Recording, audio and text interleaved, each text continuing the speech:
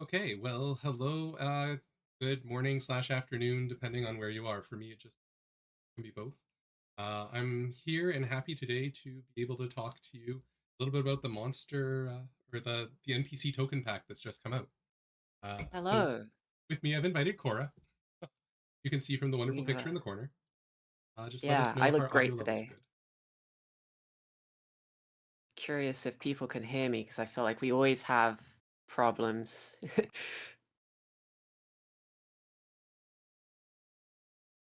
mean, I hope not for a change. Yay! Oh, excellent. Okay.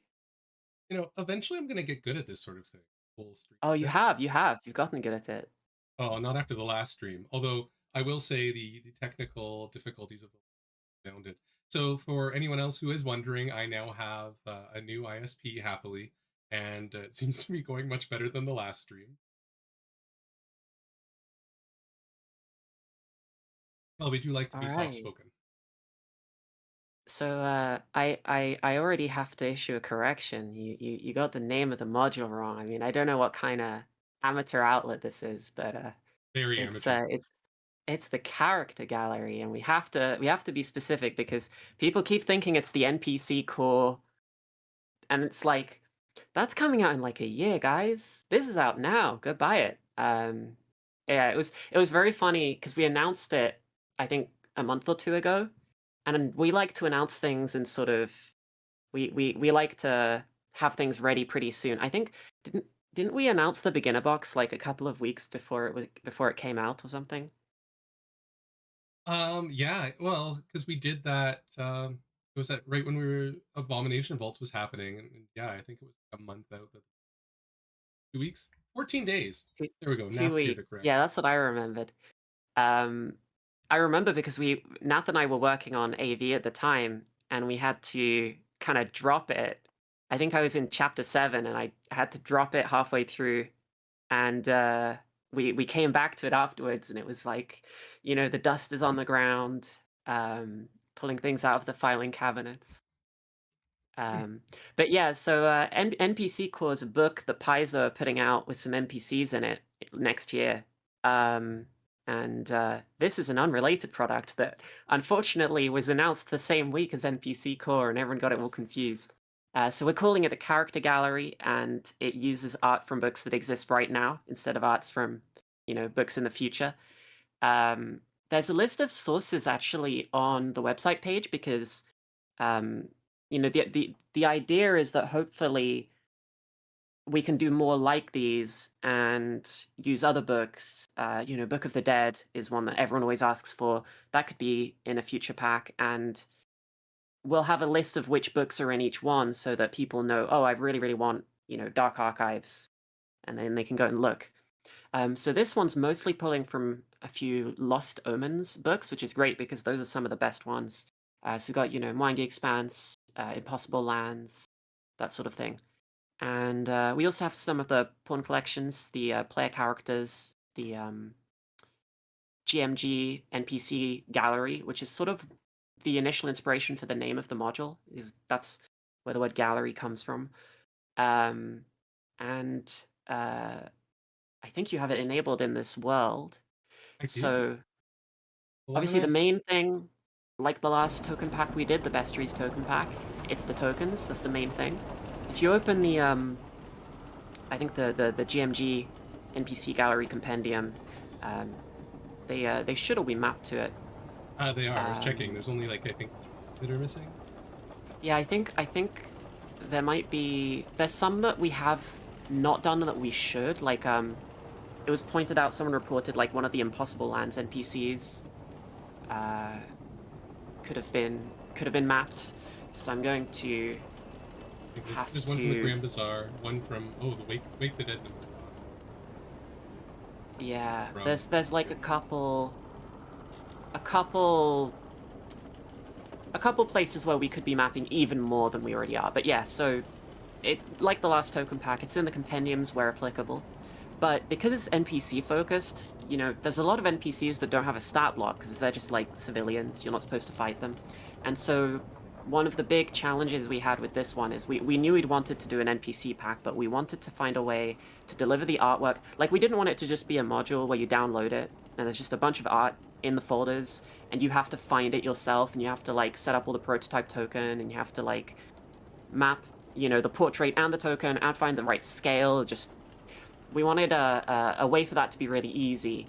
And because I had worked on Kingmaker, Nath and I had done the settlements subsystem for Kingmaker, and I had made this app for that, where I had all the buildings that you could put in your town in a little grid, and I just thought, oh, I'll try reusing this. And Andrew White, I think from Paizo, had also, he sort of had a very similar idea. Like, we were thinking in the same, along the same lines at the same time, and so we put it together as like a little demo, this app where you have a grid with all the assets, and then I wanted a way to filter and tag and search so that you can go, oh, I want to see only the elves or whatever. And that's basically where the module idea came from, the application came from. So it's now very pretty, much better than that initial thing that I threw together. And yeah, there you go. So it's I think 1203 pieces of art total, although I start us off filtering humanoids by default. And other modules can add their stuff to it. None do at the moment, obviously, but we're working on it for the bestiaries.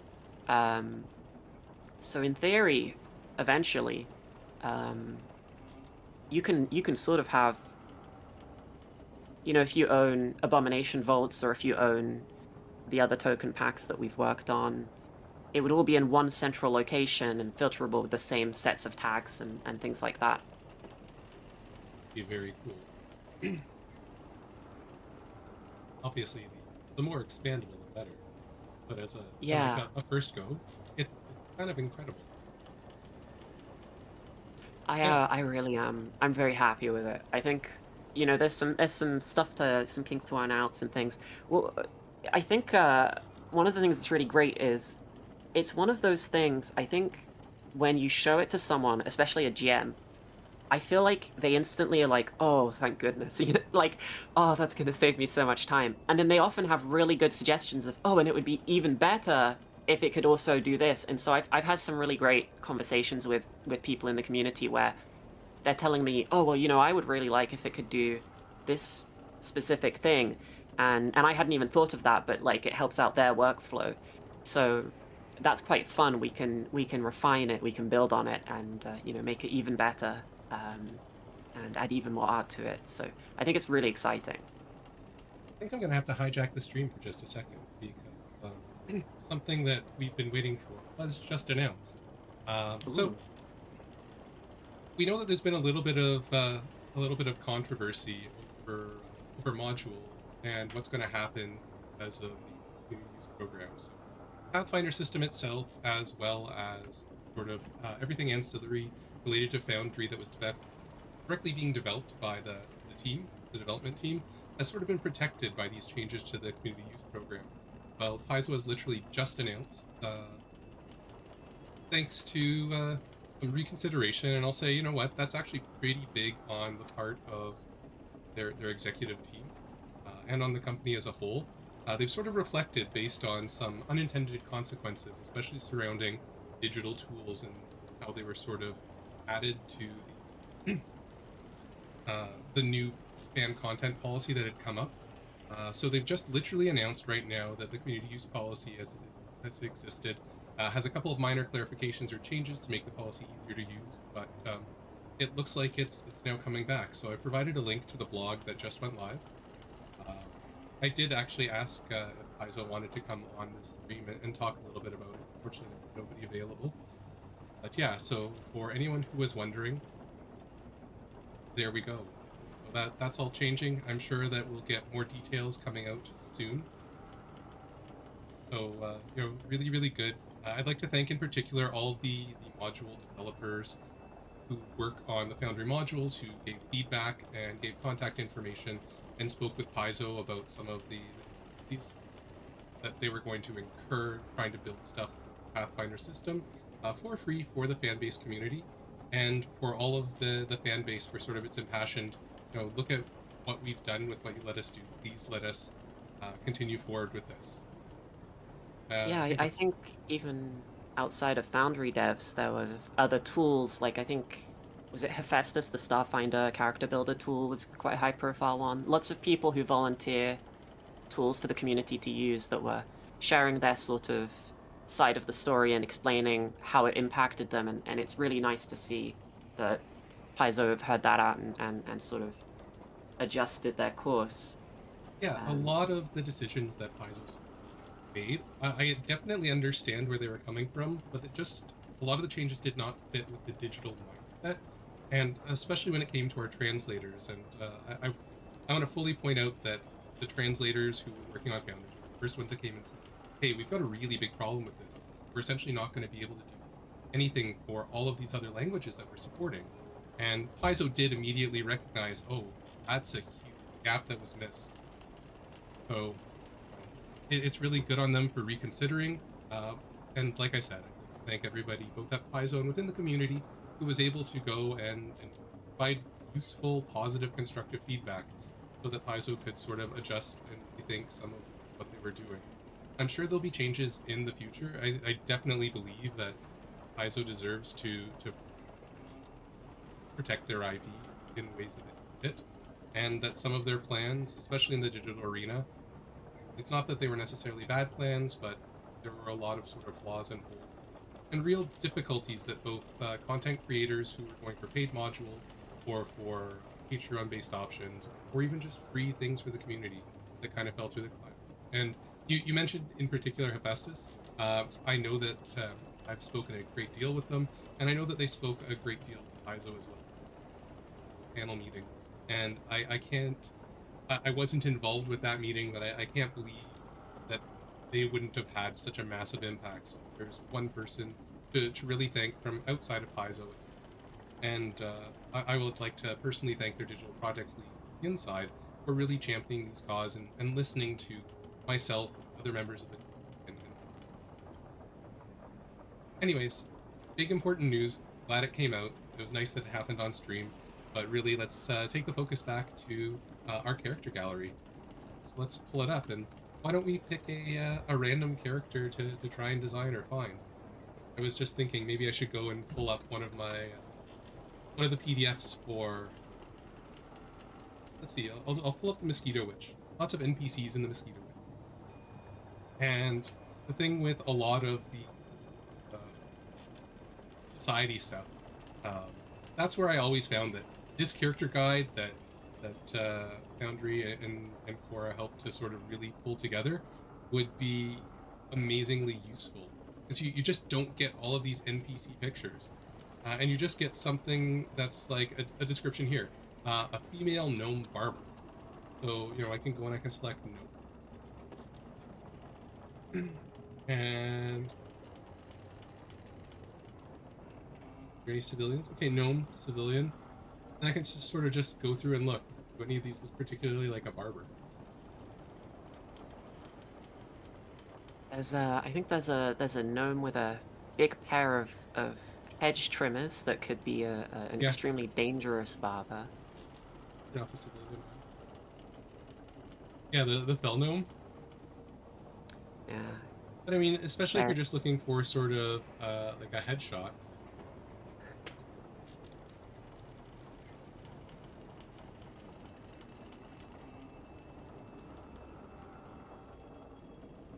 So That could sort of work. it's quite funny from the tagging side of things. So gnomes they're a common one, but they're also like in rarity in mechanical terms. But they're not the most common in artwork. It's very funny. 468 humans in the pack. We had to specifically stop adding more and like go looking for extra holo and like extra trip key and stuff like that because we wanted to have a decent selection of each one, but I think if you go in Conrasu, we've only got like 5, but I think it's every single Conrasu that exists that there's art for in any Paizo publication I know of. So we did our best to get pretty good coverage, but future art that gets released, you know, if it makes its way into a token pack, it can still get added to the gallery. So there may be more Conrasu down the line. Also new ancestries. So if Paizo decide next book, oh, we're gonna make the Weyang playable, or we're gonna make I don't know, Medusa's a playable ancestry, then I can add new tags to the gallery, and anything that's been tagged with that will start showing up under it, you know, on the left hand side. Oh, 6 Conrasu, very Six good. Conrasu. You have like 18% more Conrasu than me. Yeah, I didn't even know there were 6 pieces, to be honest. But yeah, lots of humans. The other fun one is weapons. I had to consolidate some of the weapon groups. Like I combined spears and polearms, or I put hammers and clubs together under bludgeon. Because there weren't enough of them, it was silly to have them separate from each other. But meanwhile, there's like hundreds of swords and hundreds of knives, because you know people really like drawing swords. It turns out, like it's almost like a sociological study of the popularity of different weapon types, in a way. There we go. I just love that there's a lot of art here that I've never seen before. Someone's asking about monsters. So monsters can be loaded into this. This pack is character focused, so there's very few. I think there's some vampires, there's some zombies, but things from Impossible Lands book. But generally, it's more focused on things you can play as a zombie now, I guess. But the Bestiary's token pack has monsters in it, and we're working on updating it to include a data sheet so that its art will be picked up by the application. So then all of that stuff will be in there. That's why if you look under category, you can see like humanoid was selected by default, but there are other tags in there. So for example, if you were to click on aberrant, then right now I think you'll only get flesh warps, but if you have to leave humanoid on though, because flesh warps is still humanoid. Yeah, there you go.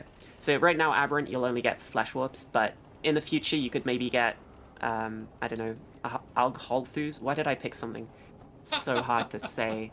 They would also appear under here then, in the future.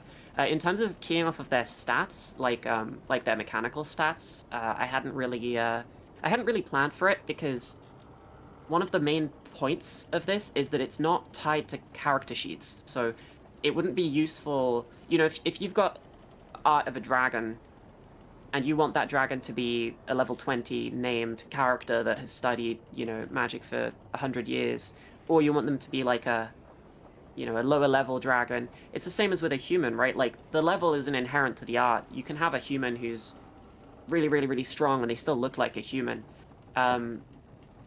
Keying things off of the stats would kind of defeat the purpose, because if we have stats to key off of, then why would we not just use the existing like Bestiary's browser, like the compendium browser that the system ships with?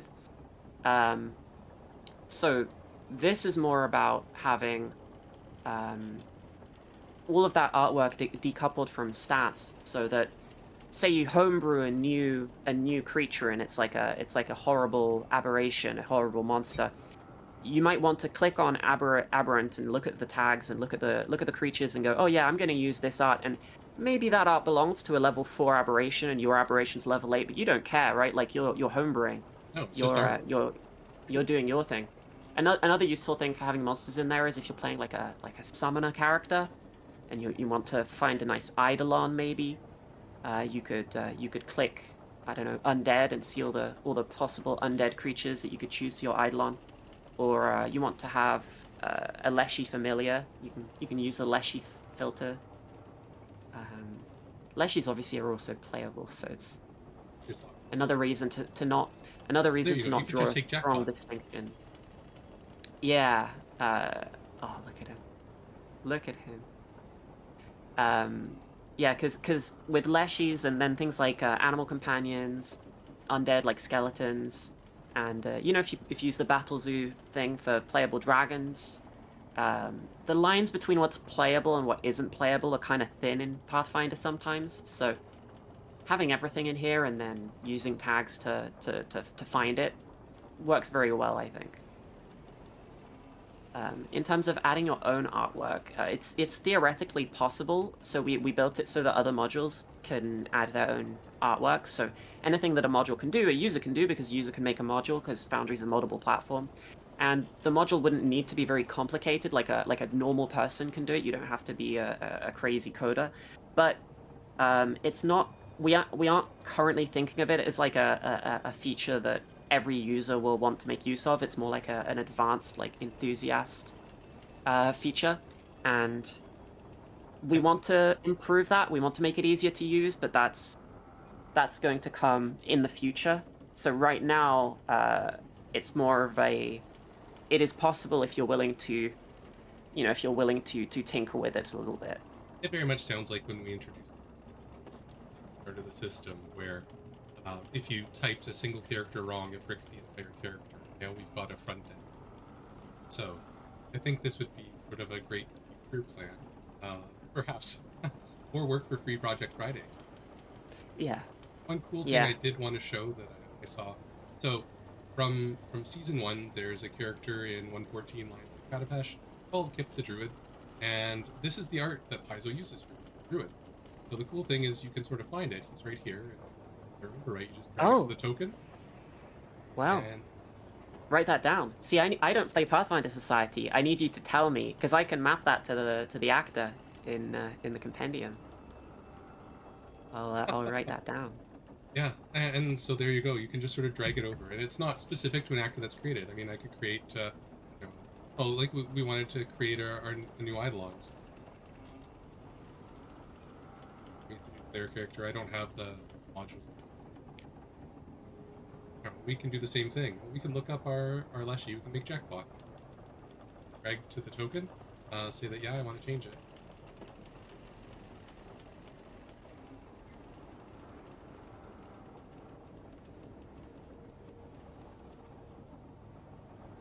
I think that's just an awesome feature for anyone who needs to quickly create someone. Like, oh, we're walking into a bar.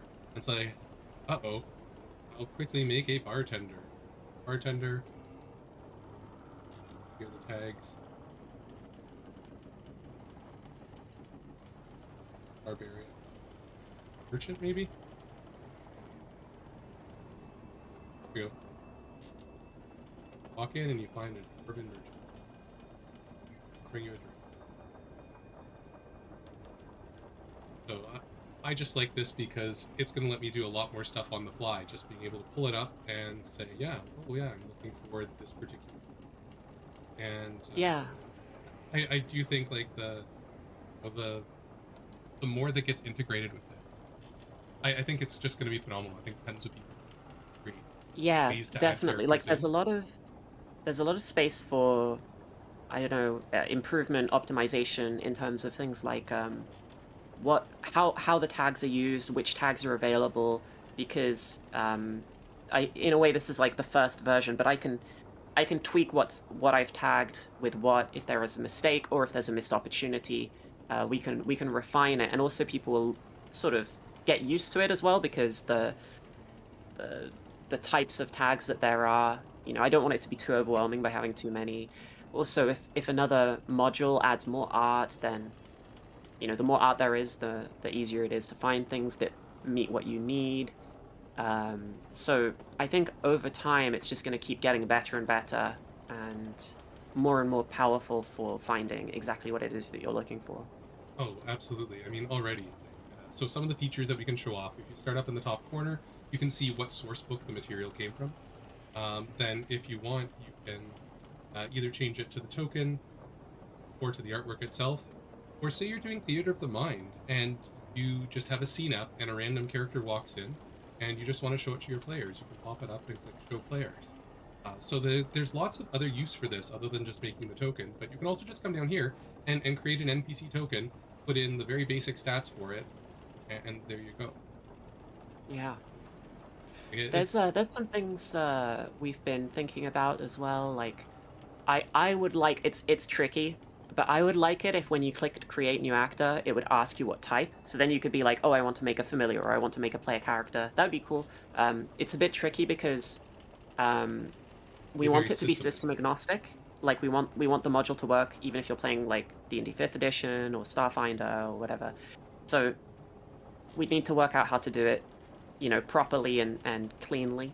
Another thing that could be nice is maybe, and this is, I don't know, it might be a bad idea, but it could be interesting if maybe if you are playing Pathfinder, it knows the ancestry of the art that you've chosen. So maybe when you click new actor, it could give it that ancestry. Like it could start out by sort of adding Yeah. adding some of that data that it knows already.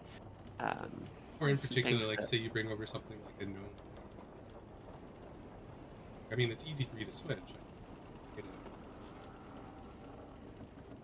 So it's easy enough to fix on my end. But yeah, I can definitely see there's room for I guess quality of life improvements. Although already, uh, just like Reddit says, when my players go off the rails, this is really going to save me.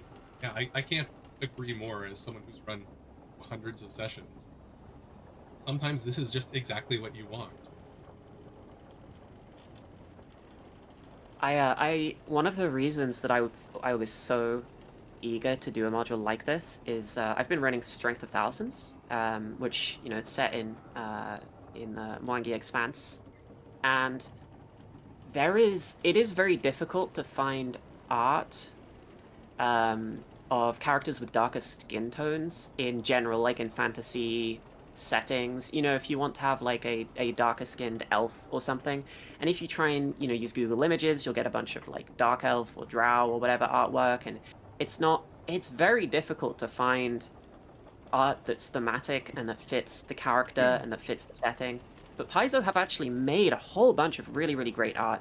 It's just spread through all these books, and I don't have it all in one place. I don't know, oh, was that in, Impossible Lands, or was it in the Monkey Expanse Guide, or was it in the Strength of Thousands adventure? And so if we have these modules that are pulling art from all these different sources and putting it into one central location, and I can just filter elves and I can just look through them all in one go without having to, look through 20 different books, it would make the experience of running an AP like that a lot smoother, and also not having to mess with the settings is nice. If you have the right asset, you don't have to go into the prototype tokens and Yeah, I mean, work out what really, like scale you want.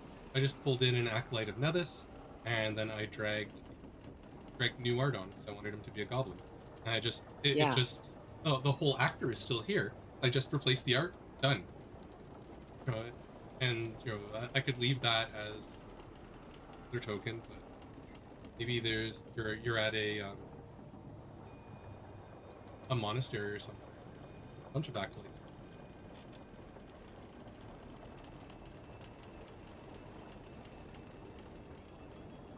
Boom. There's now three of them, all with the same stats. Unfortunately, they don't. They're all going to say they're human, but it's just all there, all done. It's kind of amazing.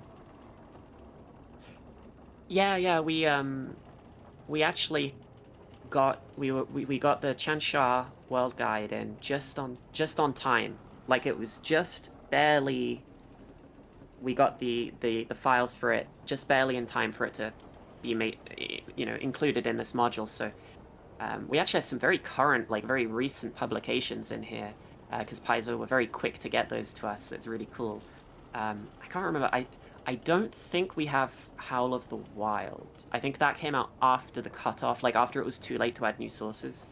Because Yeah, that has it's like not in. Minotaur and stuff in it, right? Like Centaur, Minotaur. So the list that's in here, there's the player character pawn collection, the game mastery guide and pawn collection, Absalom, City of Lost Omens, the Lost Omens ancestry guide, the Lost Omens character guide, the Lost Omens Grand Bazaar, Lost Omen Impossible Lands, Lost Omens the Moangi Expanse, and Lost Omens Tian Xia World Guide.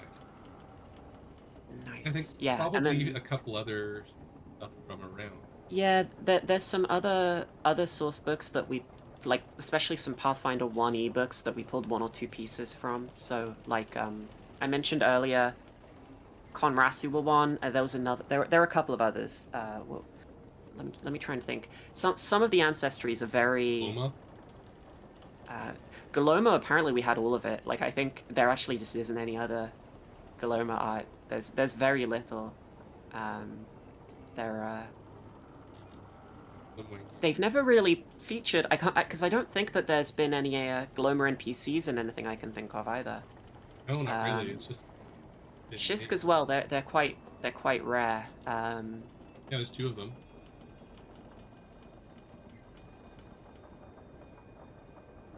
But I think we got some Leshies from some older books as well. We got some more Colo, and so there were some other publications that we pulled 1 or 2 extras from, but the ones that you listed, we tried to pull everything. I think there are some things we missed.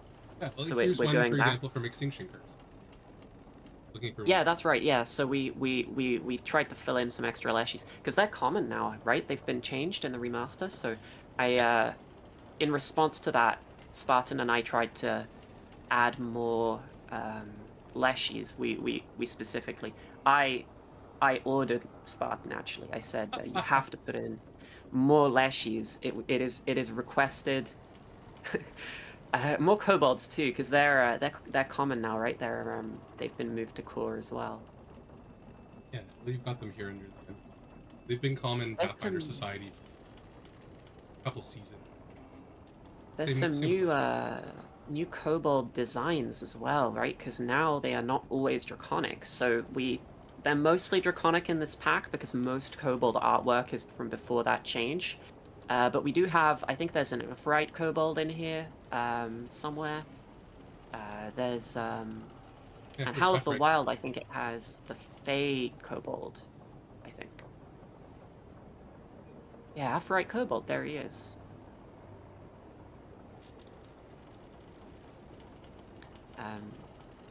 But yeah, so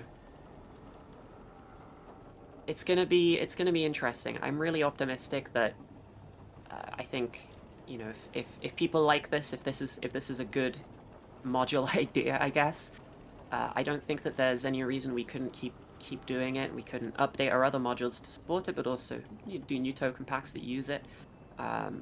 We haven't got anything, you know, in development. Like we are currently, you know, post-launch maintenance on this one. Also, I'm going on holiday on Monday. But then, you know, I think Nath and I are going to want to talk about what we want to prioritize next.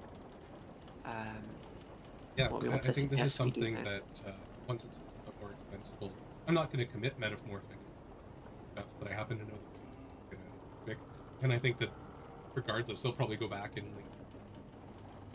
And as it expands to have the ability to do things like your bestiary tokens.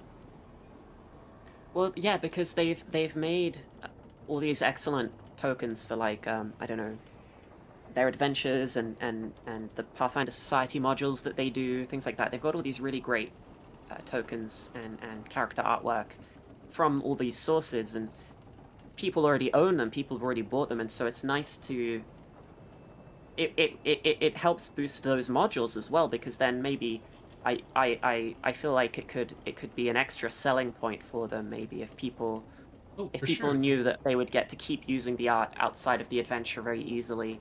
They would be integrated. Let's just pull up 1 6-book randomly. So here's Agents of Edgewater, and there's art for most of these things in the book. Well, yeah, because Agents of Edgewatch is a great example, because we did the Lost Omens Absalom book. A lot of the named characters that are in, like, the Absalom Town Guard and things like that have art in this module, so you can go through and pick them out, or there's, you know, art that would work for them if it's not officially them, that sort of thing. I feel like that might be a good project to push out onto the community.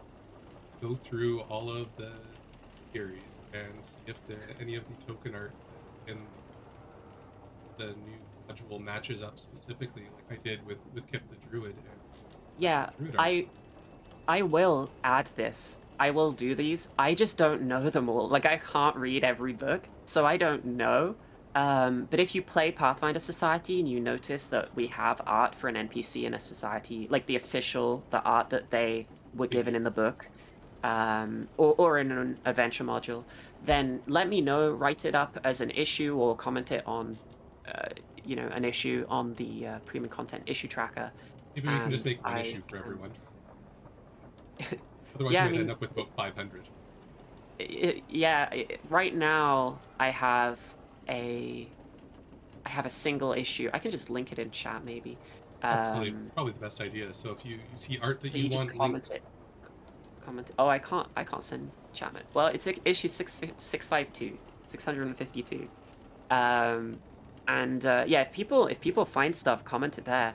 It'll save me the time of finding it. And someone already has commented. They commented it was like a flesh warp spellcaster thing from Lost Omens. They found. So I've already added that one in. It's going to be in the next update. We have got an update very close to ready to go that has some like fixes for some typos and little things like that. It probably will come out tomorrow.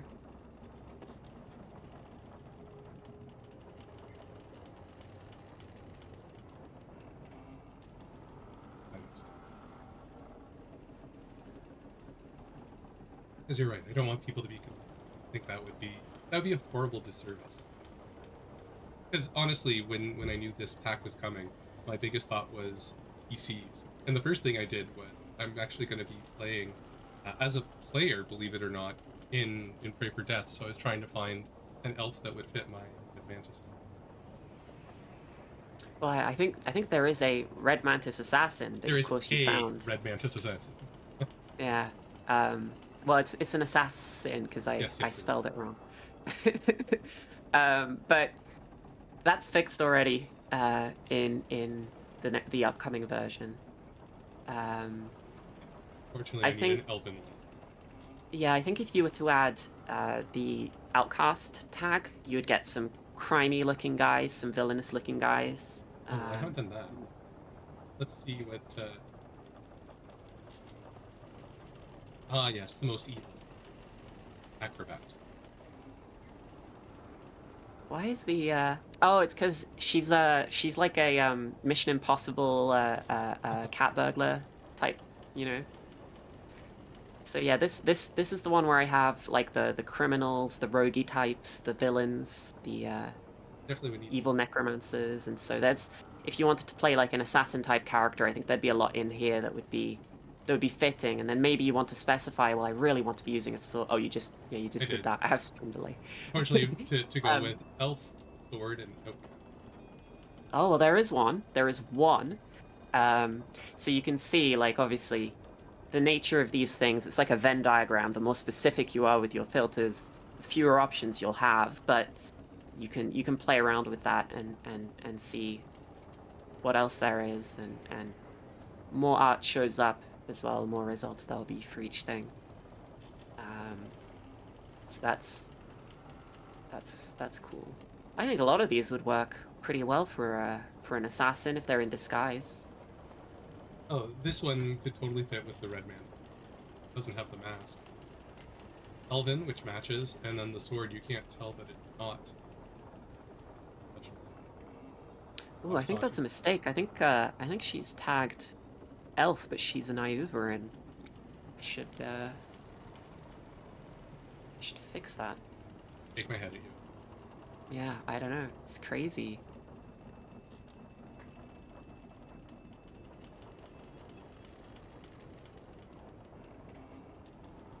I'll write that one down too.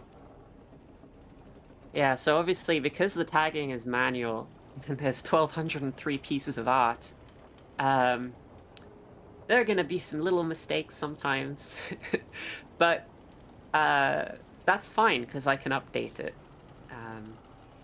Yeah, I've gotten quite good at telling the ancestries apart now. So the difference between an elf and an Iuverin is the Iuverin have human style eyes, and the elves, their eyes are solid block colors. So if they have their eyes shut, you can't tell, and you have to tag them with both just in case. That's always an option. There's some that are quite funny. I think there's a couple places where Paizo stretch the ancestries a little bit, like they fudge it a little bit. Like I think gnomes and halflings sometimes they get swapped, but you can kind of tell like, oh, secretly it was a different one. If you go back to the original source, it was the other one originally. I've seen the odd halfling tagged as a human in a Paizo book, like used for a human, and I think it's because they were quite, it's like from the chest up, you can't really tell. But then if you look at the file name, it says they're a halfling, but it's not common. They try and be sneaky with it, but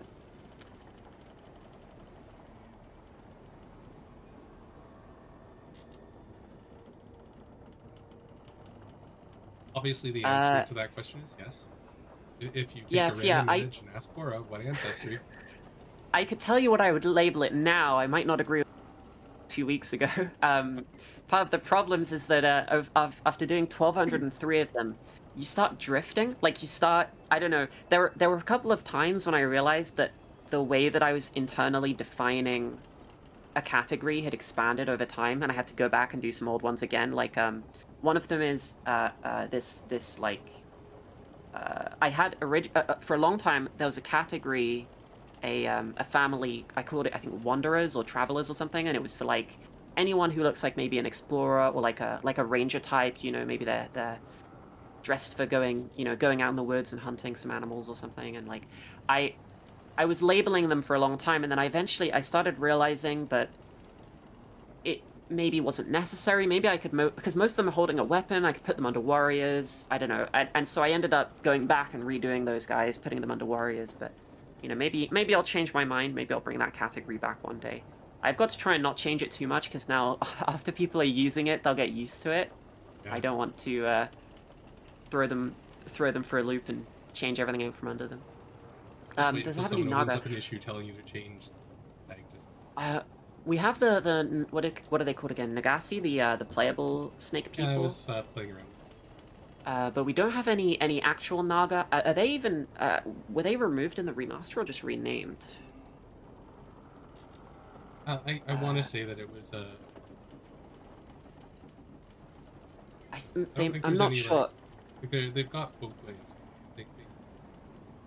But there is Naga art in the bestiaries token pack. So when that one supports the uh, the application, and you can use it to find the Nagas. Yeah, I don't remember what they were renamed to, but I was pretty sure they'd been renamed. Yeah. I have to scroll through. Unless somebody in chat knows. I guess one other thing to point out, I have both the Monster Core and the Experience.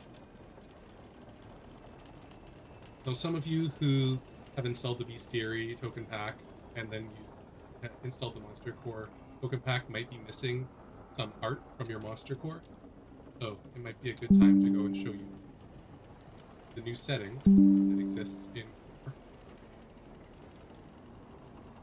Yeah, this is a bug Shock has already fixed. I need to release the update, but I'm trying to squeeze in a datasheet for the bestiaries token pack in the same update, so that's why it's not gone out yet.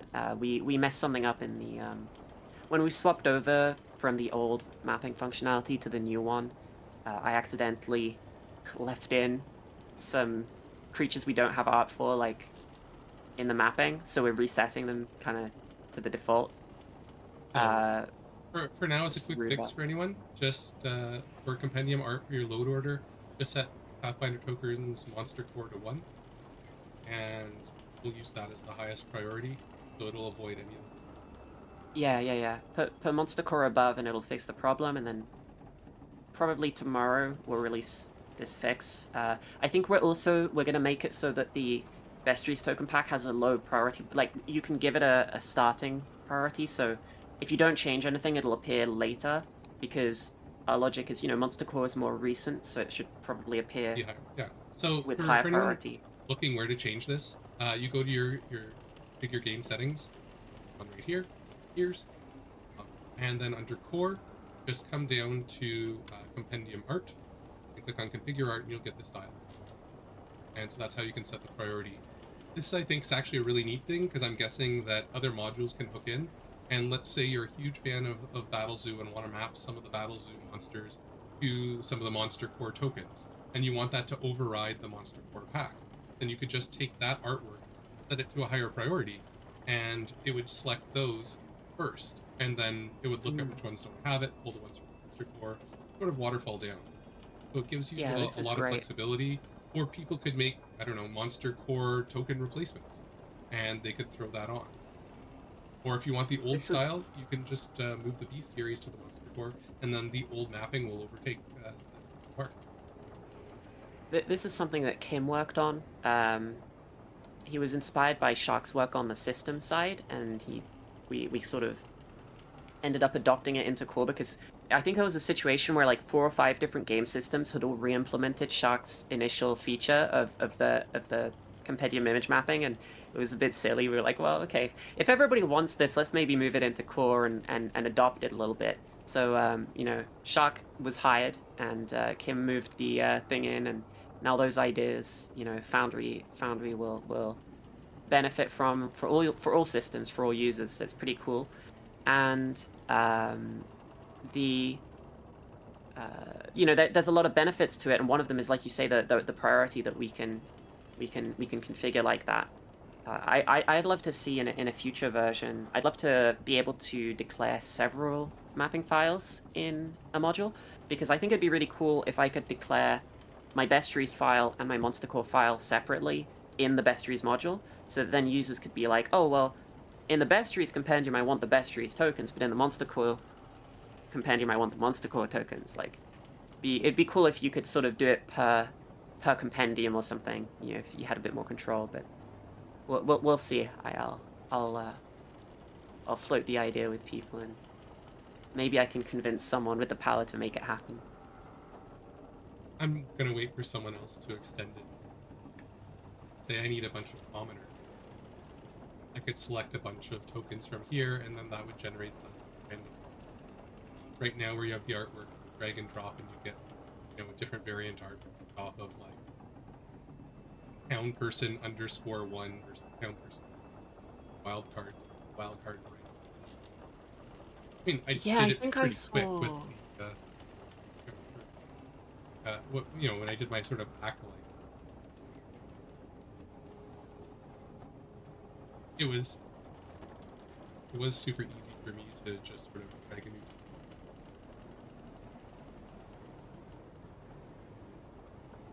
I've got the stats. You just do this flip there.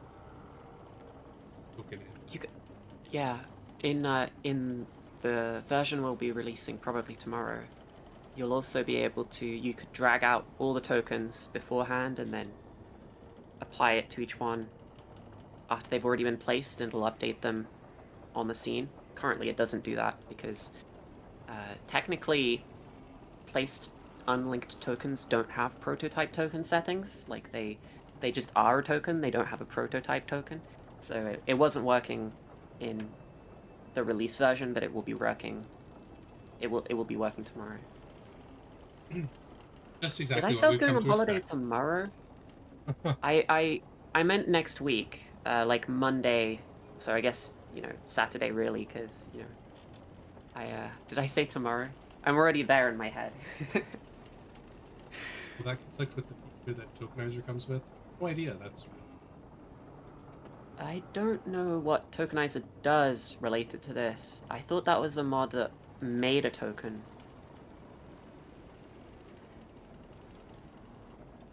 In theory, tokenizer would work well with this if it does what I think it does, because you could, if you hated our token, you could apply a portrait using our mod and then use tokenizer to recreate a new token for it. So updating tokens on scenes. I don't imagine that would conflict, because it sounds like it's just they would do it their way and we would do it our way. Like, I would imagine that they would be fine. I don't know though. I'm sorry, I haven't used that module. We don't actually test. We just logistically we can't really test our modules with every other module that's out there. So ideally, we would test with similar like premium content or products that are intended to be used together. Obviously, we'll check to make sure that they're compatible if they have like some kind of collaborative functionality. But it's just like logistically the amount of time it would take to test with other modules. So I don't really know. Well, I think that we've done a decent job of unboxing it. Been fun, at least for me, to play around. So if nobody else enjoyed this stream, I certainly. But Yeah, yeah, so I've I posted into the chat again one more time the link to the Paizo website, so you don't have to try and find it if you want to buy the character gallery. Definitely not. I think we can all look forward to much more integration with this. Remember, this is a first step. If history has taught me anything about how Foundry develops products, it's going to be highly extensible, and I think a lot of what people want are going to come really, really quickly. I mean, when you've already put out one fix and another one's coming imminently to even add a feature on day 2, I don't think anybody.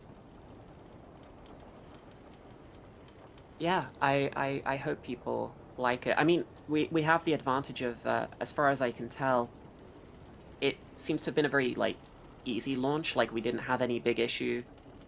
There's some minor typos, but like you expect that when there's 1,203 of them.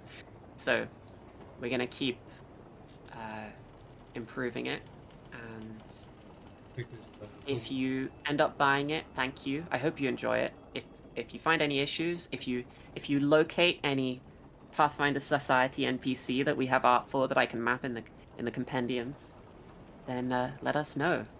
Write up an issue or add it to an issue, and I'll make that change. yeah, things like the one goblin.